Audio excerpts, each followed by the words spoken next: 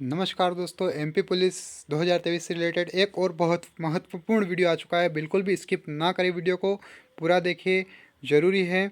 23 तारीख के लिए फर्स्ट शिफ्ट के लिए और 23 तारीख के तीनों शिफ्ट के लिए बहुत ही ज़्यादा महत्वपूर्ण पेपर है। 100 में से 100 नंबर का चांस है। तो चैनल को जरूर से सब्सक्राइब कर दीजिए और वीडियो को जरूर से लाइक कर देना। जो नए हैं उनकी डेट बता दें कि उनकी एग्ज़ाम किस दिन है, और चैनल को सब्सक्राइब कर लीजिए ताकि वीडियो जल्द से जल्द पहुंच जाए। और इन पेपर के सेट से तैयारी कर लीजिए ताकि इनमें से जो क्वेश्चन आएंगे रिपीट हो रहे हैं वो आपको पता रहें, और पेपर का पैटर्न सेम है तो बहुत चांस है कि नंबर बढ़ सकते हैं, बहुत ही ज़्यादा। और 100 में से 100 नंबर का चांस है। तो चलिए शुरू करते हैं वीडियो को। पहला क्वेश्चन क्या है? नदी शिप्रा में विलीन हो जाती है, कौन सी? सोन, स्वर्ण, नर्मदा या चंबल? तो जो नदी शिप्रा नदी में विलीन हो जाती है वह है चंबल नदी। याद रखिएगा, चंबल नदी जो है वह शिप्रा में विलीन हो जाती है। अगला क्वेश्चन क्या है? नमक कानून के खिलाफ विरोध प्रदर्शन करने के लिए नेतृत्व था? दांडी मार्च, भारत छोड़ो आंदोलन, सविनय अवज्ञा आंदोलन, खिलाफत आंदोलन? तो नमक कानून के खिलाफ विरोध प्रदर्शन करने के लिए नेतृत्व था दांडी मार्च। तो कृपया करके जरूर से वीडियो को पूरा देखें, कॉपी पेन लेके बैठे, और वीडियो बहुत ही महत्वपूर्ण है तो बिल्कुल भी स्किप ना करें, और चैनल को जरूर से सब्सक्राइब करना ना भूलें। अगला क्वेश्चन देखते हैं। निम्न प्रश्न में वह युग्म ज्ञात कीजिए जो बाकियों से अलग है। घोड़ा, अस्तबल, चिड़िया और घोंसला, कुत्ता और गुहा, भेड़ और बाड़ा? तो करेक्ट आंसर क्या है इसमें? कुत्ता और गुहा, ये एक तीनों से अलग है। WWW का पूरा रूप क्या है? बहुत ही महत्वपूर्ण है, बार बार आता है, हमेशा कहता हूँ इस तरह के क्वेश्चंस को कभी भी मिस ना करें, जरूर से कॉपी पेन लेकर लिख ले, याद करें, कभी भी भूले नहीं। WWW का फुल फॉर्म होता है वर्ल्ड वाइड वेब। याद रखिएगा, वर्ल्ड वाइड वेब, याद रखिएगा, बिल्कुल बहुत ही महत्वपूर्ण क्वेश्चन है। वह विकल्प चुनिए जो दिए गए कथनों एवं निष्कर्षों के बारे में सही है। कथन क्या है? सभी गुलाब फूल है, सभी गेंदे फूल है। निष्कर्ष क्या निकल रहा है? सभी गुलाब लिली है, सभी लिली गुलाब है। तो देखिए सही है कि नहीं, निष्कर्ष वह बताना है। तो आसानी से सोच समझ कर करोगे तो सही निकलेगा। तो इसमें क्या है करेक्ट आंसर? नहीं निष्कर्ष 1 और नहीं निष्कर्ष 2, दोनों ही गलत है। उस जो बात की गई है वो उससे दोनों ही भिन्न है। अगला क्वेश्चन बहुत ही सरल है एक दृष्टि से देखा जाए, लेकिन जो नए होंगे उनके लिए ऐसा लग रहा होगा जैसे बहुत कठिन है। P+Q का मतलब है P Q का बेटा है। P-Q का मतलब है P Q की पत्नी है। P×Q का मतलब है P Q का भाई है। P भागित Q का मतलब है P Q की माँ है। और P=Q का मतलब है P Q की बहन है। तो U=W+V का क्या मतलब है? UV की बुआ है, UV की बहन है, UV की बेटी है, UV की भतीजी। देखिए पूरा पढ़ेंगे, पूरा समझेंगे, कॉपी पेन लेके बैठेंगे तो बिल्कुल आसानी से सॉल्व करके समझ सकते हैं, कोई बड़ी बात नहीं है। तो देखते हैं करेक्ट आंसर क्या है इसका? UV की बहन है। U=W+V का मतलब है UV की बहन है। अगला क्वेश्चन बनता है, हर्षिता तोमर निम्नलिखित में से किस खेल से संबंधित है? तो वह है सेलिंग, सीलिंग। देखिए हर्षिता तोमर निम्नलिखित में से किस खेल से संबंधित है? वह है सीलिंग। ना मलखम, कबड्डी, ना महिला होगी, वह है सीलिंग से संबंधित। अगला क्वेश्चन क्या है? निम्न अनुक्रम में कितने अक्षर ऐसे हैं जिसके बाद एक संख्या है उसके बाद एक प्रतीक है? देखिए पूरे जो लाइन लिखी हुई है पूरे को देखना है। तो इसमें क्या देखना है? कितने अक्षर ऐसे हैं जिसके बाद एक संख्या, मतलब जो अक्षर है उसके बाद एक संख्या, उसके बाद एक प्रतीक है। ठीक है, तो इतनी संख्या उसमें देखनी है, 4 है, 5 है, 3 है या 8 है? तो करेक्ट आंसर देखते हैं, वह 5 है। आगे बढ़ते हैं, इजी क्वेश्चंस है, बिल्कुल आसानी से कर सकते हो। ऐसे क्वेश्चंस में नंबर लाना अनिवार्य है, बिल्कुल भी ना मिस करें इनको। अगला क्वेश्चन देखते हैं, ABCDE और F एक क्लब के सदस्य है। इस समूह में 2 विवाहित जोड़े हैं। AD के पति का भाई है, C all India working women association की अध्यक्षा है, F एक सितार वादक कुंवारा है, B की पत्नी इस क्लब की सदस्य नहीं है। इनमें से 4 व्यक्ति ही परिवार के सदस्य है। B और F एक ही संगठन में सहकर्मी हैं। क्या है क्वेश्चन? क्या है? F B से कैसे संबंधित है? F B से कैसे संबंधित है? भाई, भतीजा या पिता या अरे अपर्याप्त डेटा। तो करेक्ट आंसर क्या है? अपर्याप्त डेटा। बी और एफ एक ही संगठन में सिर्फ सहकर्मी है, वह अपर्याप्त डेटा है। अगला क्वेश्चन क्या है? भारत में सबसे बड़ा पोत प्रांगण कौन सा है? शिपयार्ड, पोत प्रांगण, शिपयार्ड यानी कि शिपयार्ड। सबसे बड़ा लार्जेस्ट शिपयार्ड कौन सा है भारत में? कोचीन पोत प्रांगण, हिंदुस्तान पोत प्रांगण, गोवा पोत प्रांगण या नौसेना नौका घाट। तो करेक्ट आंसर क्या बनता है? भारत में सबसे बड़ा पोत प्रांगण कौन सा है, यानी कि सबसे बड़ा शिपयार्ड कौन सा है? वो है कोचीन, कोचीन शिप यार्ड। याद रखिए, कोचीन पोत प्रांगण। अगला क्वेश्चन क्या बनता है? यदि बाईं ओर पर आकृति को घन की रचना करने के लिए फोल्ड किया जाता है तो निम्न विकल्पों में से कौन से विकल्प में फलक दाईं ओर दिखाए गए फलक के विपरीत है? तो करेक्ट आंसर क्या बनता है? देखते हैं। क्यू है तो क्यू की जगह पे क्या आ जाएगा? देखते हैं करेक्ट आंसर क्या है। वहाँ पर ई शो होगा अगर इसे पलट दिया जाए। देखिए, क्यू उस साइड है, ई इस साइड है, तो यह पलट जाएगा। अगला क्वेश्चन देखते हैं क्या है। काशी की राजधानी थी, यानी कि पहले क्या थी? काशी की राजधानी क्या थी? पाटलिपुत्र, वाराणसी, तक्षशिला या कौशंबी। तो काशी की जो राजधानी थी वह थी वाराणसी। याद रखिएगा, बहुत ही महत्वपूर्ण है, इम्पोर्टेंट है सारे एग्जाम के लिए। काशी की राजधानी क्या थी? तो काशी की राजधानी थी वाराणसी। याद रखिए, वाराणसी। अगला क्वेश्चन क्या है? वह विकल्प चुनिए जो तर्क की दृष्टि से नीचे दिए गए कथन के समान है। कथन क्या है? कि यह सत्य नहीं है कि हैदराबाद और बेंगलोर दोनों ही भारत में हैं। तो क्या बनेगा इस कथन के लिए? हैदराबाद भारत में नहीं है या बेंगलोर भारत में नहीं है? हैदराबाद भारत में नहीं है और बेंगलोर भारत में है। हैदराबाद भारत में नहीं है और बेंगलोर भारत में है। हैदराबाद भारत में है और बेंगलोर भारत में नहीं है। तो करेक्ट आंसर क्या बनता है इसका? हैदराबाद भारत में नहीं है या बेंगलोर भारत में नहीं है। देखिए, यह वाला ज़्यादातर हमेशा ज़्यादा सही रहता है। आगे बढ़ते हैं। के बाईं ओर से पांचवा एवं एम दाईं ओर से छठा है। जब ये अपनी स्थिति का आपस में बदलाव कर लेते हैं कि बाईं ओर से 13वां हो जाता है, दाईं ओर से एम की स्थिति क्या रहेगी?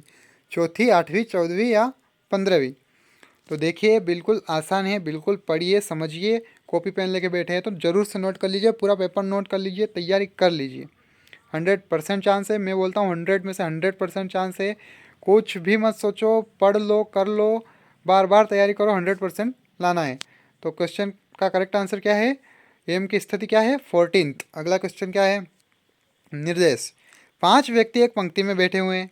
चरम छोर के 2 व्यक्तियों में से एक बुद्धिमान है तथा दूसरा मोटा है। एक मोटा व्यक्ति एक कमजोर व्यक्ति के दाहिने ओर बैठा है। एक लंबा व्यक्ति मोटा व्यक्ति के बाएं ओर बैठा है और कमजोर व्यक्ति बुद्धिमान और मोटे व्यक्ति के बीच में बैठा है। तो निम्न में से कौन सा व्यक्ति केंद्र में बैठा है? बुद्धिमान, मोटा, गोरा या फिर कमजोर? तो देखते हैं कौन सा व्यक्ति केंद्र में बैठा है, यानी बीच में, वो है मोटा। सभी जगह पे बताया है, इसमें पूरी तरीके से समझाया कि इधर एक बैठा है, इधर एक बैठा है, इधर मोटे के एक इधर बैठा है, मोटे के एक इधर बैठा है, मोटे के पास में बैठा है। ठीक है, तो सेंटर में कौन है? मोटा। अगला क्वेश्चन क्या बन रहा है, देखते हैं। एक अनुज्ञा पत्र है जो एक देश या संगठन के लिए कार्बन उत्सर्जन का निश्चित मात्रा में उत्पादन करने के लिए अनुमति देता है। वह क्या है? कार्बन भंडार, कार्बन गोदाम, कार्बन नकल या कार्बन प्रत्यय। तो करेक्ट आंसर क्या है? कार्बन क्रेडिट यानी कार्बन प्रत्यय। आगे बढ़ते हैं अगले क्वेश्चन की तरफ। भीमबेटका गुफा इसके लिए प्रसिद्ध। देखिए, क्वेश्चन बार बार आ रहा है, पहले भी आ चुका है, 1-2 दिन पहले एग्जाम में आया था उस वाले सेट में, तो देखते हैं इसमें भी आ गया है। इसलिए बोलता हूँ कि बार बार सेट रट लीजिए, आगे भी काम आएगा। भीमबेटका गुफा है इसके लिए प्रसिद्ध है मूर्तियाँ, टाइगर पार्कों, शैल चित्रों, गुफा कला। तो भीमबेटका गुफा जो प्रसिद्ध है वह शैल चित्रों के लिए प्रसिद्ध है। याद रखिएगा, शैल चित्रों के लिए। अगला क्वेश्चन क्या है? इस राजा ने कलिंग युद्ध के पश्चात बुद्ध धर्म को अपनाया था। कलिंग युद्ध के बाद बुद्ध धर्म को अपनाया था। बिंदुसार, राष्ट्रकूट, अशोक या अकबर? तो करेक्ट आंसर है अशोक, जिसने कलिंग युद्ध के पश्चात बुद्ध धर्म को अपनाया था।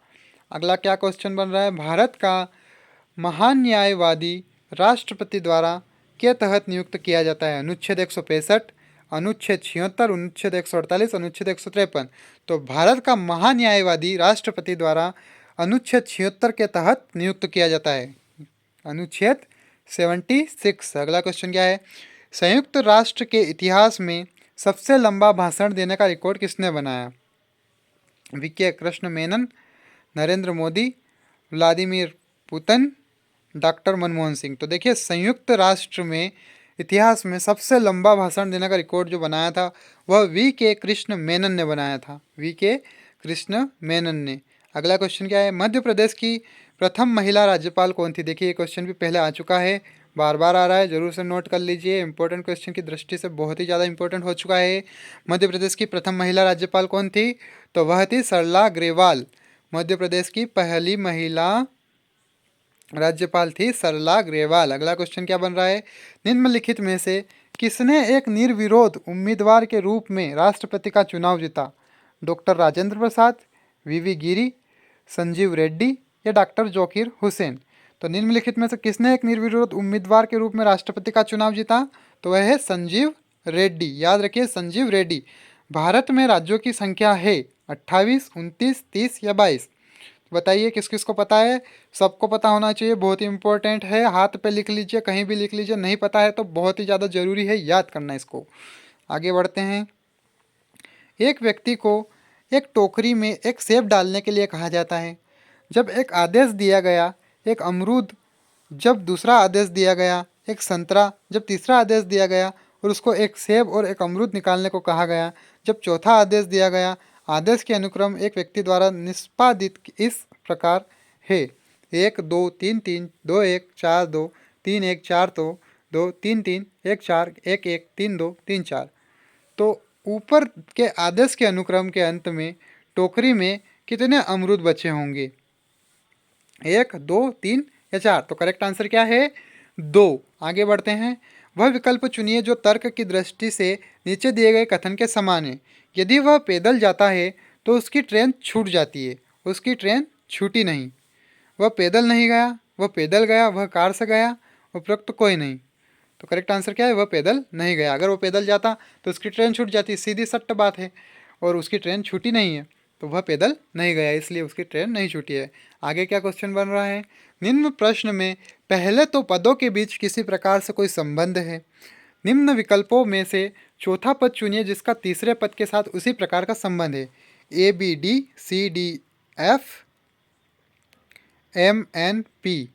तो क्या आएगा? करेक्ट आंसर जो आएगा वो है E F H, option number 4। आगे बढ़ते हैं। वह विकल्प चुनिए जो दिए गए कथनों एवं निष्कर्षों के बारे में सही है। कथन क्या है? सभी बोतलें लोहे हैं, कुछ बोतलें कागज हैं। तो निष्कर्ष क्या बन रहा है? कुछ लोहे कागज हैं, कुछ कागज लोहे हैं। तो देखते हैं दोनों में से कौन सा सही है या नहीं। तो दोनों ही गलत हैं। आगे बढ़ते हैं। पश्चिमी सेनानी नौसेना कमांड का मुख्यालय कहाँ स्थित है? देखिए, क्वेश्चन बहुत ही महत्वपूर्ण है परीक्षा की दृष्टि से। तो पश्चिमी नौसेना कमांड का मुख्यालय जो है वह मुंबई में स्थित है। याद रखिए, बहुत ही महत्वपूर्ण है, बार बार आ रहा है क्वेश्चन, पहले भी एग्जाम में आ चुका है। आगे बढ़ते हैं। यदि क्रीम क्रैकर का मतलब कंप्यूटर प्रोग्रामिंग है और यह प्रोग्रामिंग नहीं है, तब यह क्रीम क्रैकर नहीं है। सही गलत हो सकता है अप्रासंगिक। ये क्वेश्चन सेम टू सेम आ चुका है पहले, अभी 2 दिन पहले के एग्ज़ाम में। तो देखते हैं क्या आंसर इसका सही। यदि क्रीम क्रैकर का मतलब कंप्यूटर प्रोग्रामिंग है और यह प्रोग्रामिंग नहीं है, तब क्रीम क्रैकर नहीं है, तो यह सही है। आगे का क्या आंसर है देखते। बहुत बहुत वेरी वेरी वेरी इजी आ गया है क्वेश्चन कि ताजमहल किस मुगल राजा ने बनवाया था? देखिए, शाहजहाँ ने बेगम मुमताज़ की याद में बनवाया था। सबको पता होना चाहिए ताजमहल शाहजहाँ ने बनवाया था। ऐसी चीज़ें को मिस ना करें, क्योंकि 7 वंडर्स में आता है, वो 7 अजूबों में आता है, तो ऐसे चीज़ों को मिस ना करें। भारत किस गोलार्ध में है? तो वह है उत्तरी और पूर्वी गोलार्ध में। याद रखिए, उत्तरी और पूर्वी गोलार्ध में। वीडियो को ज़रूर से लाइक कर देना और चैनल को ज़रूर से सब्सक्राइब कर देना। ये काम भूलना मत यार भाई, बहुत मेहनत लगती है, बहुत खर्चा होता है इस पर मेरा। भाखड़ा नंगल परियोजना इस नदी पर है। दामोदर, सतलज, महानदी, तुंगभद्र। तो भाखड़ा नंगल परियोजना सतलज नदी पर है। याद रखिएगा, भाखड़ा नंगल परियोजना किस नदी पर है? तो है सतलज। आगे क्वेश्चन बन रहा है। चंबल परियोजना किन राज्यों का मिला जुला सहायक कार्य है? तो वह है राजस्थान व मध्य प्रदेश। चंबल परियोजना किन राज्यों का मिला जुला सहायक कार्य है? तो वह राजस्थान व मध्य प्रदेश। आगे बहुत ही इंटरेस्टिंग क्वेश्चन है, सोच समझ कर देने वाला क्वेश्चन है, बार बार आ रहा है, हर एग्जाम में इस तरह के क्वेश्चन आ रहे हैं, तो समझ लो पैटर्न। 3 दोस्त एक यात्रा के लिए एक टैक्सी किराए पर करना चाहते हैं। टैक्सी मालिक उन्हें 3 निम्नलिखित विकल्प प्रदान करता है, उनमें से बेस्ट बताना होगा कि कौन सा ऑप्शन उनके लिए बेस्ट है। देखिए क्वेश्चन देख लेते हैं पहले। सी विकल्प बी से बेहतर होगा अगर वे निम्न यात्रा की खोज योजना बनाए। देखिए क्या है, ऑप्शन पढ़ लेते हैं। आप बिना ड्राइवर के टैक्सी किराए पर ले सकते हैं, उसका किराया प्रतिदिन 2500 रुपये होगा। ड्राइवर दूसरी एजेंसी से आ सकता है, उसका वेतन 500 रुपये प्रतिदिन होगा। आप पहली एजेंसी से ड्राइवर के साथ टैक्सी ले सकते हो, उसका 2800 प्रतिदिन खर्च आएगा, लेकिन चालक को प्रतिदिन 250 से राहत कोष देना होगा यदि कुल दूरी की यात्रा 1500 किलोमीटर से अधिक होगी। आगे क्या है, आप बिना ड्राइवर के टैक्सी किराए पर ले सकते हैं, उसका किराया प्रतिदिन 2500 रुपये होगा। ड्राइवर दूसरी एजेंसी से आ सकता है, उसका वेतन 50 पैसे प्रति किलोमीटर होगा। तो देखते हैं करेक्ट आंसर क्या बनता है। सी विकल्प बी से बेहतर होगा अगर वे निम्न यात्रा की योजना बनाए। एक दिन में, तो करेक्ट आंसर है 3 दिन में 3000 किलोमीटर की योजना बनाए, तो सी विकल्प बी से बेहतर होगा। आगे क्या क्वेश्चन देखते हैं कि उत्कृष्ट निर्माण के लिए मध्य प्रदेश सरकार को 1998 में आगा खान पुरस्कार दिया गया। आगा खान पुरस्कार दिया गया। विधान भवन, वल्लभ भवन, ताजुल मस्जिद, भारत भवन। तो के उत्कृष्ट निर्माण के लिए मध्य प्रदेश सरकार को 1998 में आगा खान पुरस्कार दिया गया, तो वह है विधान भवन। विधान भवन के उत्कृष्ट निर्माण के लिए मध्य प्रदेश सरकार को 1998 में आगा खान पुरस्कार दिया गया। याद रखिएगा 1998 में आगा खान पुरस्कार मध्य प्रदेश को मिला था। वह विकल्प चुनिए जो तर्क की दृष्टि से नीचे दिए गए कथन के समान है। यह सत्य नहीं है कि दोनों स्वर्णा और स्वप्ना लेखक हैं। यह सत्य नहीं है कि दानों स्वर्णा और स्वप्ना लेखक नहीं है, यानी दोनों ही है, वो मिस्टेक हो चुकी है, सॉरी, मेरी गलती नहीं है इसमें, पेपर आगे से आया मेरे पास। स्वर्णा एक लेखक नहीं है और स्वप्ना एक लेखक नहीं है। स्वर्णा एक लेखक नहीं है या स्वप्ना एक लेखक नहीं है। स्वर्णा एक लेखक नहीं है और स्वप्ना एक लेखक है। स्वर्णा एक लेखक है और स्वप्ना एक लेखक नहीं है। तो करेक्ट आंसर क्या बनता है? मैंने पहले ही बोला था कि या वाला ज़्यादातर सही होता है। स्वर्णा एक लेखक नहीं है या स्वप्ना एक लेखक नहीं है। देखिए आगे बढ़ते हैं। अब कथन को निष्कर्ष करना है। कुछ टेबल कुर्सियाँ हैं, कुछ टेबल तख्त हैं। तो क्या बनता है? कुछ कुर्सियाँ तख्त हैं। सभी टेबल या तो कुर्सी या तख्त हैं, या केवल, देखिए क्या है, कंक्लूजन देख लीजिए, सभी टेबल या तो कुर्सी है या तख्त है। तो करेक्ट आंसर देखते हैं इसका। करेक्ट आंसर क्या है? न तो निष्कर्ष 1 और न ही निष्कर्ष 2, दोनों ही गलत है। अगला क्वेश्चन क्या है? एक विक्रेता प्रतिनिधि ने योजना बनाई कि MNPQR और S 6 में हर एक कंपनी को दिन के क्रियाविधि में वास्तव में भेंट देगा। उसने उसका दिन का कार्यक्रम तय किया निम्न शर्तों के अनुसार। उसको M को N से पहले भेंट देना ही चाहिए, उसको N को Q से पहले भेंट देना चाहिए, उसकी भेंट की तीसरी कंपनी P होनी चाहिए। तो करेक्ट आंसर क्या बनता है? इनमें से निम्न में से कौन सा क्रम हो सकता है जिसमें विक्रेता प्रतिनिधि 6 कंपनियों में जा सकता है? तो करेक्ट आंसर क्या बनेगा इसमें? MSPNRQ, यानी कि ऑप्शन नंबर फर्स्ट सही है। आगे बढ़ते हैं। शब्द में व्यंजन स्वरों से कितने से अधिक है? तो ये क्या है? एडवांसमेंट। शब्द में व्यंजन स्वरों से कितने से अधिक है? 1, 2, 3, 4। वह है 3 व्यंजन स्वर। आगे बढ़ते हैं। निम्न में से कौन से उसी परिवार से संबंधित है जिससे कि कोयला, आबनूस और कालिक, शर्माना, काला कौवा, राख या जंग? तो उसी परिवार से कौन संबंधित है? वह है राख, यानी कि ऐश। आगे बढ़ते हैं। Mental ability and mental aptitude से रिलेटेड क्वेश्चन है। 1 से 10 तक संख्या के टिकट आपस में मिल गए। कॉपी पेन लेके जरूर बैठे, नोट करना जरूरी है। इस टाइप के क्वेश्चन नोट करना बहुत जरूरी है। 2 टिकट को अनियमित ढंग से निकाला जाता है। क्या संभावना है कि जो संख्या है उसका गुणा 3 आए? तो क्या है वो? 2/15। नोट कर लीजिए, बहुत इंपॉर्टेंट है। देखिए बिना पूर्वावृत्ति के अंकों 9, 8, 7, 6, 5 का प्रयोग करके ऐसी कितनी संख्याएं बनाई जा सकती है जो 100 से ज़्यादा और 10,000 से कम हो तो वह है 60 संख्या। विलुप्त अक्षर चुनकर श्रृंखला को पूरा कीजिए। तो विलुप्त अक्षर क्या है वो ए ए बी जो कि इनके बीच में आएंगे। वो एक सीरीज है, समझने की कोशिश करो, लिख कर समझने की कोशिश करो, समझ आ जाएगी। आगे क्या क्वेश्चन बन रहा है, ए की गति बी की गति से दुगुनी है और बी की गति सी की गति से तिगुनी है। 9 मिनट में ए द्वारा तय की गई दूरी को सी इतने समय में तय करेगा। 18 मिनट, 27 मिनट, 36 मिनट या 54 मिनट। तो करेक्ट आंसर क्या बनता है इसका, वह 54 मिनट में दूरी तय करेगा। विलुप्त अक्षर चुनकर श्रृंखला को पूरा कीजिए। A B B B comma A. तो करेक्ट आंसर क्या बनता है इसका, बी ए बी। आगे बढ़ते हैं, विलुप्त संख्या चुनकर श्रृंखला को पूरा कीजिए। 145, 170, 197। तो बीच में क्या आएगा, 257 उनके बीच में, करेक्ट आंसर है 226। आगे बढ़ते हैं, एक पंसारी 600 अंडे 75 पैसे में खरीदता है, उसमें से 50 अंडे टूटे पाए जाते हैं। उसको बचे हुए अंडे कितने में बेचने चाहिए कि उसको 10% का मुनाफा हो, तो वह पैसे 90 पैसे। आगे बढ़ते हैं, इस तरह के क्वेश्चन जरूर से नोट करें, बिल्कुल भी मिस ना करें इसको। 657 रुपये के एक चांदी हार की बिक्री करके एक जौहरी को 3/4% की हानि होती है। पता करे उसने वो हार कितने में खरीदा था, तो वह 720 में, और 657 में बेचा। हानि हुई हुई हुई कि नहीं हुई।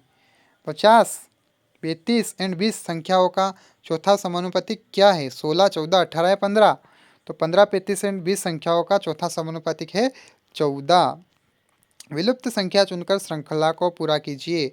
50, 38, 29, 23 और 20। आगे बढ़ते हैं, एक संकेत भाषा में 904 मतलब प्राइसेस आर लो, 389 मतलब स्टॉक्स वेरी लो एवं 487 मतलब prices very high. Prices very low के लिए क्या संकेत होगा, 489। 489। एक आदमी एक स्थान पर 4 किलोमीटर घंटे की दर से पैदल चलकर जाता है और वापस साइकिल पर 16 किलोमीटर घंटे से आता है। पूरी यात्रा की औसत चाल क्या होगी, तो वह है 6.4। आगे बढ़ते हैं, क्वेश्चन देखते हैं। एक भाषा में इना बिल मतलब कोल्ड वाटर, रिप इना मतलब वेरी कोल्ड, हेप जर मतलब स्वीट ड्रीम्स एवं जार रिप मतलब वेरी स्वीट निम्न में से किसका अर्थ होगा स्वीट वाटर, तो वह होगा रिप। हैप का मतलब होगा स्वीट वाटर।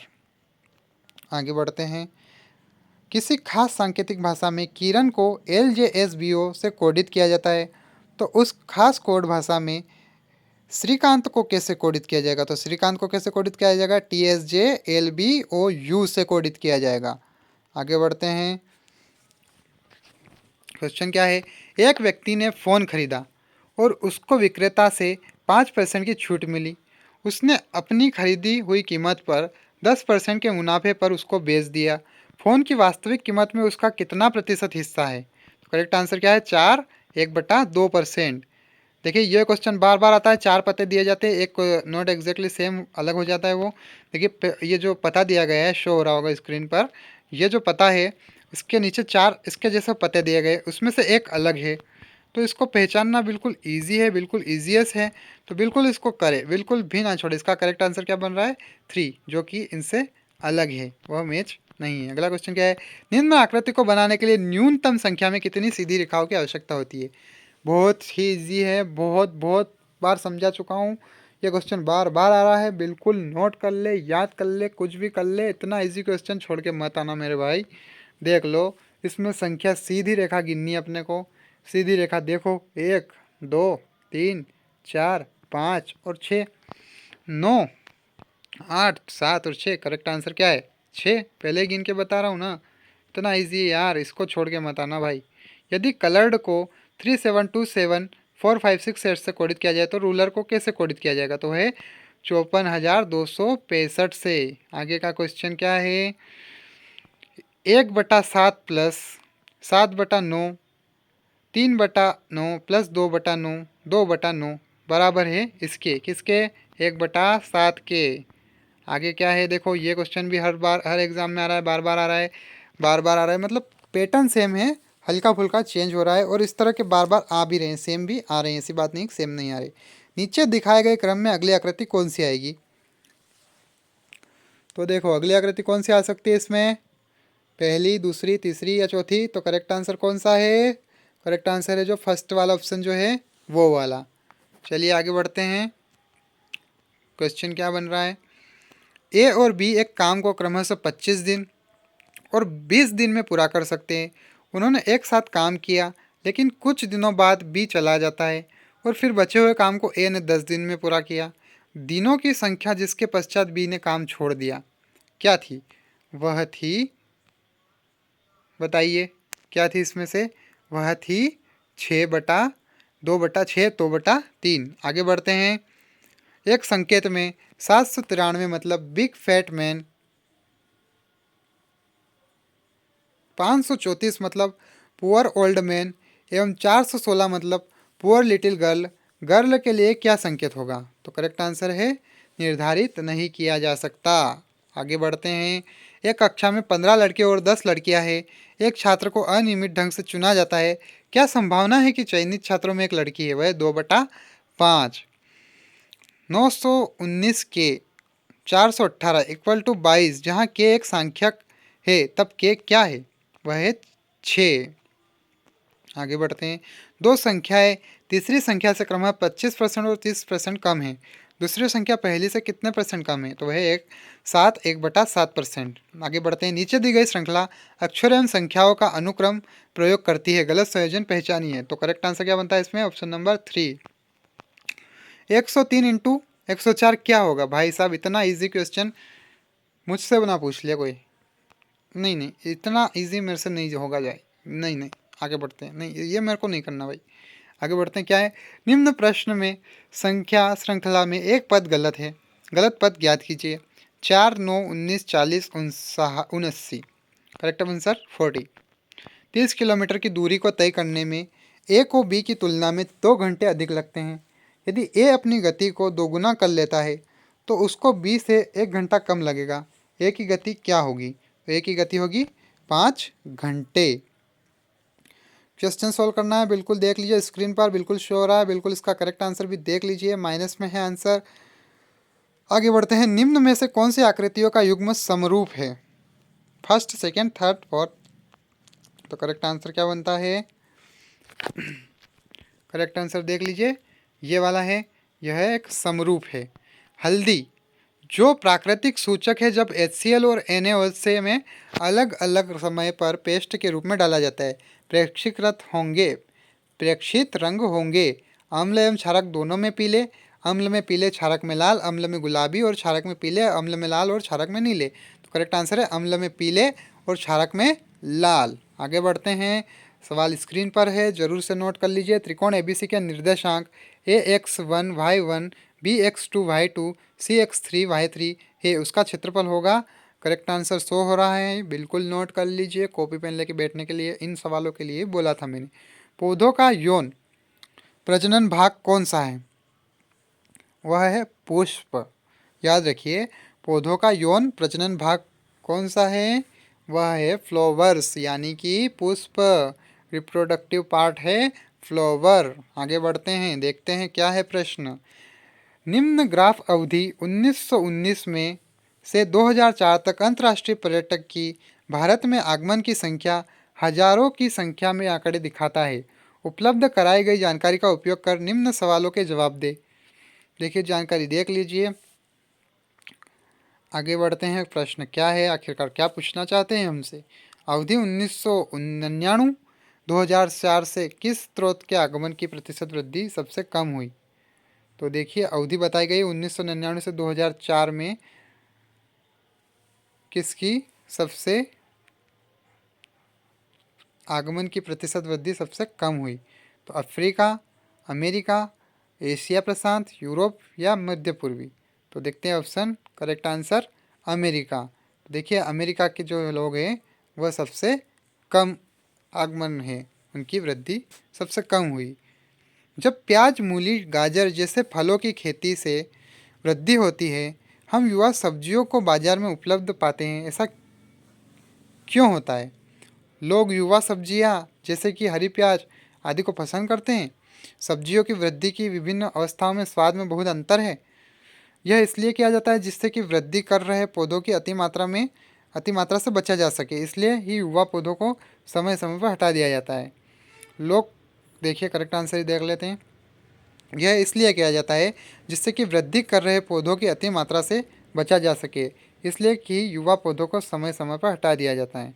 आगे क्वेश्चन क्या बन रहा है, निम्न में से कौन हरे फेफड़ों के रूप में कार्य करता है? हरे फेफड़ों के रूप में कार्य करता है, ग्रीन हाउस, बगीचा, वन या ग्रीन हाउस गैस? तो करेक्ट आंसर क्या है, वन हरे फेफड़ों के रूप में कार्य करता है। आगे क्वेश्चन देखते हैं, 40 डिग्री सेल्सियस के 1 लीटर जल को 60 डिग्री सेल्सियस के 1 लीटर जल के साथ मिलाया जाता है, नियत समय बाद जल का सन्निकट तापमान क्या होगा? तो करेक्ट आंसर देखते हैं, 40 डिग्री सेल्सियस एवं 60 डिग्री सेल्सियस के बीच होगा। सर्पिल घर्षण सदैव होता है, सर्पिल घर्षण सदैव होता है, बेलन घर्षण से अधिक, बेलन घर्षण से अधिक होता है सर्पिल घर्षण सदैव। आगे देखते हैं, कठ लुगदी के रासायनिक उपचार से मानव निर्मित रेशा है, रेयॉन, पॉलिएस्टर, नायलॉन या टेरिलिन? तो कठ लुगदी के रासायनिक उपचार से मानव निर्मित रेशा है रेयॉन, याद रखिएगा, कठ लुगदी के रासायनिक उपचार से मानव निर्मित रेशा रेयॉन है। क्षयमान जैव पदार्थ से प्राप्त दहनशील पदार्थ इनमें से क्या है? हाइड्रोजन, पेट्रोलियम, दोनों ए और बी, कार्बन? तो करेक्ट आंसर है पेट्रोल। क्षयमान जैव पदार्थ से प्राप्त दहनशील पदार्थ पेट्रोलियम है। यदि दो संख्याओं का योग 27 है और उनका गुणनफल 182 है तो संख्याएं निकालिए, 20 और 7, 15 और 12, 13 और 14, 19 और 8। तो करेक्ट आंसर क्या है, 13 और 14। इनका योग 27 है और गुणनफल 182 है। आगे देखते हैं, निम्न में से किस प्रकार की मृदा के कणों का आकार सबसे छोटा होता है? बालू, गाद, चिकनी मृदा या महीन बालू? तो निम्न में से किस प्रकार की मृदा के कणों का आकार सबसे छोटा होता है? तो है चिकनी मृदा। आगे बढ़ते हैं, विद्युत उपकरणों और ज्वलनशील पदार्थों से युक्त अग्नि को बुझाने के लिए सर्वश्रेष्ठ अग्निशामक होगा, वाटर, कंबल, कार्बन डाइऑक्साइड या बालू? तो करेक्ट आंसर है कार्बन डाइऑक्साइड। आगे बढ़ते हैं, निम्न ग्राफ अवधि 1999 से 2004 तक अंतर्राष्ट्रीय पर्यटक की भारत में आगमन संख्या हजारों की संख्या में आंकड़े दिखाता है। उपलब्ध कराई गई जानकारी का उपयोग कर निम्न सवालों के जवाब दे। देखिए जो ये जानकारी दी गई है ना, जो डाटा दिया गया है, ये इस तरह के क्वेश्चन हर एग्जाम में आ रहे, तो बिल्कुल इनको नोट कर लीजिए, रट लीजिए, तैयारी कर लीजिए। कोई वैसे करने की ज़रूरत नहीं है, इस तरह के काम समझने की कोशिश करोगे हो जाएगा, बिल्कुल हो जाएगा। तो देखते हैं किस वर्ष में ऊपर दिए गए सभी स्रोतों से अंतर्राष्ट्रीय पर्यटकों के आगमन की कुल संख्या सबसे कम रही है। बिल्कुल देख कर समझा जा सकता है किस वर्ष। देखिए वर्ष कहाँ लिखा हुआ है, 1999, 2000, 2001, यहाँ ऊपर वर्ष दिए गए। तो सबसे कम किस वर्ष में आया है? ये जो नीचे दिए गए चारों 5 कॉलम, इस सब का जोड़ करके बता सकते हैं। तो वह है 1999 में सबसे कम आए थे। प्रतिपादक के नियम का प्रयोग करते हुए 2 वर्गमूल इंटू 2 2000 इंटू 2 का गुणनफल के समान है। करेक्ट आंसर क्या है, 2 2003। आगे बढ़ते हैं, एक खिलौने के अंकित मूल्य पर 30% की छूट देने पर उसका विक्रय मूल्य 30 रुपये कम हो जाता है, नया मूल्य एसपी क्या होगा? तो वह है 70, सेल प्राइस, यानी सेल प्राइस 70 होगा। आगे बढ़ते हैं, निम्न ग्राफ अवधि 1999 से 2004 तक अंतर्राष्ट्रीय पर्यटक की भारत में आगमन की संख्या हजारों की संख्या में आंकड़े दिखाता है। उपलब्ध कराई गई जानकारी का उपयोग कर निम्न सवालों के जवाब दे। देखिए इसी पेपर में 3 बार आ चुका है क्वेश्चन, तो इस तरह के क्वेश्चन बिल्कुल ईजी हैं, बिल्कुल भी छोड़कर ना आना। देखिए क्वेश्चन क्या बन रहा है, 1999-2004 में के किस स्रोत से आगमन की संख्या में उच्चतम वृद्धि हुई? तो मान लीजिए कौन से वर्ष में सबसे ज़्यादा या कौन से देश में से सबसे ज़्यादा लोगों की वृद्धि हुई है, सबसे ज़्यादा किधर से आए? तो वह एशिया प्रशांत से। ग्रीन हाउस प्रभाव इनमें से क्यों पड़ता है? यूवी किरणें, आईआर किरणें, अंतरिक्ष किरणें या सूक्ष्म तरंगे? तो ग्रीन हाउस प्रभाव इनमें से क्यों पड़ता है? वह है आईआर किरणें। आगे बढ़ते हैं, निम्न ग्राफ अवधि 1999 से 2004 तक अंतर्राष्ट्रीय पर्यटक की भारत में आगमन की संख्या हजारों की संख्या में आंकड़े दिखाता है। उपलब्ध कराई गई जानकारी का उपयोग कर निम्न सवालों के जवाब दीजिए। देखिए आंकड़ा दिया गया है, सवाल देखते हैं पहले। सवाल क्या है, अवधि 1999 2004 से किस स्रोत के आगमन की प्रतिशत वृद्धता उच्चतम हुई है? देखिए समझा दिया है ये पहले से ही। तो देखते हैं करेक्ट आंसर क्या बनता है इसका। मिडिल ईस्ट यानी कि मध्य पूर्वी। आगे देखते हैं। फुटबॉल खेलने के बाद रामू को थकान महसूस हुई और वो तेजी से सांस लेने लगा। इसका क्या संभव वैज्ञानिक कारण हो सकता है? भोजन जो उसने ग्रहण किया वो खत्म हो गया, रक्त संचरण पर्याप्त नहीं है, ऊर्जा निर्माण के लिए ऑक्सीजन की आपूर्ति पर्याप्त नहीं है, पसीने के द्वारा उसके बहुत सा पानी खो दिया। करेक्ट आंसर क्या है? ऊर्जा निर्माण के लिए ऑक्सीजन की आपूर्ति पर्याप्त नहीं है। अगला क्वेश्चन देखते हैं। रेखाएं x plus 2y equal to 5 और 2x plus 4y equal to 10 सुचित्रित रूप से दर्शाती है दो संपाती रेखाएं। आगे बढ़ते हैं। एक बक्से में 180 रुपये के 2:3:4 अनुपात में 1 रुपये 50 पैसे एवं 25 पैसे के सिक्के हैं। इसमें 50 पैसे के कितने सिक्के समाविष्ट हैं? 150, 180, 120 या 240? तो करेक्ट है 120। आगे बढ़ते हैं। किसी नियत बिंदु से स्थिर दूरी पर एक ही तल में बिंदुओं का समुच्चय कहलाता है? दीर्घवृत्त, वृत्त, परवलय या अतिपरवलय? तो किसी नियत बिंदु से स्थिर दूरी पर एक ही तल में बिंदुओं का समुच्चय वृत्त कहलाता है, यानी कि सर्कल। आगे बढ़ते हैं। एक घनाभ जिसकी लंबाई x, चौड़ाई y और ऊंचाई z है, उसका आयतन क्या होगा? वो होगा x, y, z। आगे बढ़ते हैं। उस अधातु का चयन कीजिए जो कमरे के तापमान पर द्रव होती है। फास्फोरस, ब्रोमीन, आयोडीन या कार्बन? कमरे के ताप पर द्रव होती है, वह है ब्रोमीन। याद रखिए ब्रोमीन। आगे बढ़ते हैं। निम्न ग्राफ अवधि 1999 से 2004 तक अंतर्राष्ट्रीय पर्यटक की भारत में आगमन संख्या हजारों की संख्या में आंकड़े दिखाता है। उपलब्ध कराई गई जानकारी का उपयोग करते निम्न सवालों का जवाब दीजिए। देखते हैं सवाल क्या बन रहा है। किस वर्ष में ऊपर दिए गए सभी स्रोतों से अंतर्राष्ट्रीय पर्यटकों के आगमन की कुल संख्या में वृद्धि सबसे कम रही है? तो देखते हैं। आंकड़ा देख लीजिए, आपको और समझने की ज़रूरत है। आंकड़ा देख लीजिए, स्क्रीनशॉट ले लीजिए, कॉपी में नोट करिए, सॉल्व कीजिए। करेक्ट आंसर आपके सामने होगा, वह है 2003। निम्नलिखित में से कौन सा विकल्प परिभाषित नहीं है? तो वह है कोसेक 0 डिग्री। आगे है परिताड़न यंत्र है। परिताड़न यंत्र है तबला, ढोलक एवं ड्रम, सितार, वीणा, वायलिन, मजीरा, घातम नहीं, जल तरंग, एकतारा, करताल? तो परिताड़न यंत्र है तबला, ढोलक एवं ड्रम। यह है परिताड़न यंत्र। आगे बढ़ते हैं। उस उत्तक का नाम बताइए जिसके द्वारा जल और विलीन खनिज पौधों में पहुंचते हैं। पोषवाह, जाइलम, मूल रोम या सीरा? तो करेक्ट आंसर इज जाइलम। उस उत्तक का नाम जो है जिसके द्वारा जल और विलीन खनिज पौधों में पहुंचते वह है xylem. Thank you for watching. जरूर सब्सक्राइब करिए, वीडियो को जरूर से लाइक करिए। पूरी तैयारी कर लीजिए, पूरा कॉपी में नोट कर लीजिए। 100% चांस है 23 तारीख। जय हो।